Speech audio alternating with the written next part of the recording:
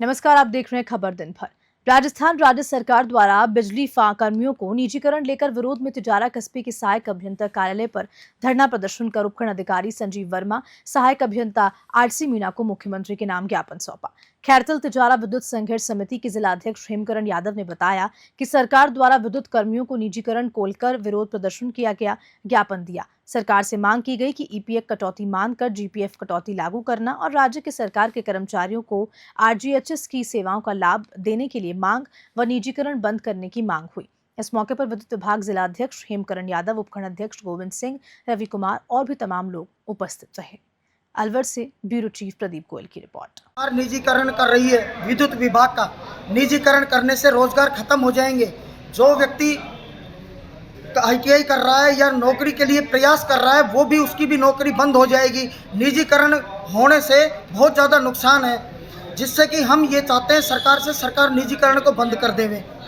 इससे क्या है कि कल ने निजीकरण में चला जाने से मन मर्जी से बिल दिए जाएंगे, जनता का भी शोषण होगा, कर्मचारियों का भी शोषण होगा। और ये आपातकालीन सेवा है। कल ने अगर देश के अंदर कोई परिस्थिति गड़बड़ा जाती है तो उस समय में प्राइवेट आदमी काम नहीं आएगा, वो काम छोड़कर खड़े हो जाएंगे। उस समय में भी हम काम आएंगे। लॉकडाउन में भी हमने काम किया, कोरोना काल में भी हमने काम किया। हम चाहते हैं सरकार से इस निजीकरण को बंद किया जाए और हमारी मांगों को पूरा किया जाए।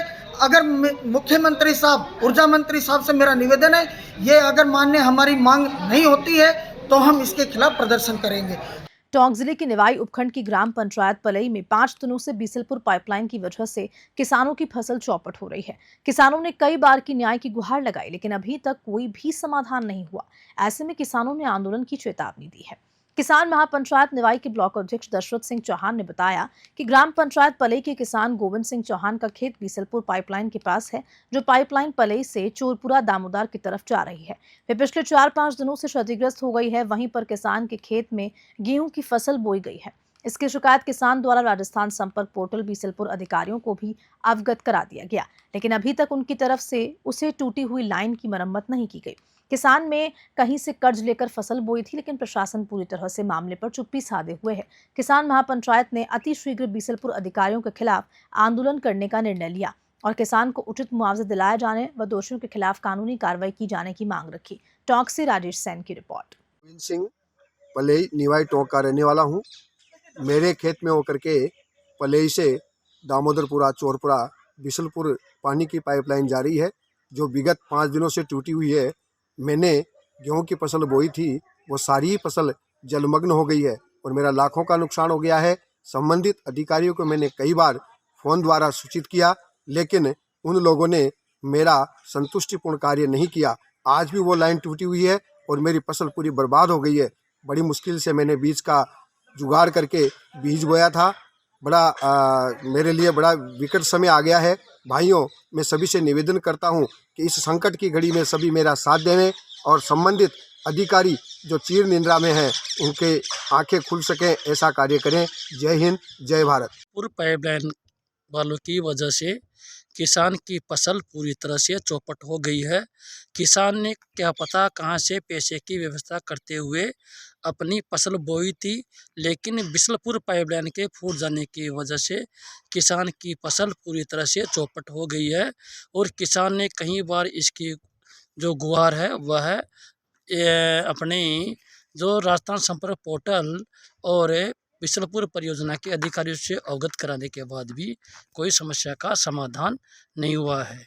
जब उन्होंने इसकी जानकारी किसान महापंचायत को दी गई तो किसान महापंचायत ने अतिशीघ्र समाधान नहीं होने पर आंदोलन करने की तैयारी शुरू कर दी गई है। जालौर जिले के आहोर में स्थित हरियाली आवासीय विद्यालय में अव्यवस्थाओं की शिकायतें मिलने के बाद रविवार को जिला कलेक्टर डॉक्टर प्रदीप के गावड़े व आहोर विधायक छगन सिंह राजपुरोहित विद्यालय पहुंचकर व्यवस्थाओं का निरीक्षण किया। इसको लेकर राष्ट्रीय पशुपालक संघ व समाज की ओर से आज 25 नवंबर को रैली निकाली गई। रैली निकालकर के अंदर देवासी छात्रावास से सुबह 10 बजे रवाना होकर कलेक्ट्रेट तक निकाली गई। राष्ट्रीय पशुपालक संघ के पदाधिकारियों ने जिला कलेक्टर को बताया कि विद्यालय के हॉस्टल और रसोई में हालत बदतर से बदतर है। छात्रावास में बदबू ही बदबू आती है। बेडशीट और गद्दों की कई दिनों तक सफाई नहीं होती, जिससे बहुत से बच्चों को खुजली की बीमारी भी हो रही है। खाने में दोपहर को हमेशा दाल और रोटी दी जाती है, इसके अलावा और कोई सब्जी नहीं मिलती। चिकित्सा जांच के कोई डॉक्टर भी नहीं आता। किसी भी आवासीय विद्यालय की प्राथमिक आवश्यकता होती है अच्छा खाना और सफाई के वातावरण में रहना, लेकिन दोनों ही सुविधाएं इस स्कूल में नहीं है। खेल के लिए कोई स्पेशल मैदान नहीं है, कोई पीटीआई नहीं है, खेल का कोई सामान नहीं है। कुल मिलाकर आहोर के हरियाली निष्क्रमणीय आवासीय विद्यालय की हालत बहुत ज्यादा खराब है। स्कूल में सभी बच्चे पशुपालक वर्ग के हैं। जालौर से शंकर लाल की ground report. Bhim Army Bharat Ekta Mission द्वारा राजसमंद में आयोजित 75वें संविधान दिवस समारोह समीक्षा बैठक में सैकड़ों कार्यकर्ताओं ने शिरकत की। ये बैठक 24 नवंबर को राजसमंद के भिक्षु नीडियम के पास स्थित ग्राउंड में आयोजित की गई थी, जहां संविधान को लेकर विशेष चर्चा हुई एवं सभी को संविधान के बारे में जानकारी प्रदान की गई। इस समारोह का मुख्य उद्देश्य लोगों को संविधान के बारे में जागरूक करना तथा संविधान के बारे में संपूर्ण जानकारी प्रदान करनी थी। इस बैठक में भीम आर्मी के प्रदेश अध्यक्ष जिला अध्यक्ष दिनेश सालवी सहित सैकड़ों कार्यकर्ता, पदाधिकारी और सदस्य मौजूद थे।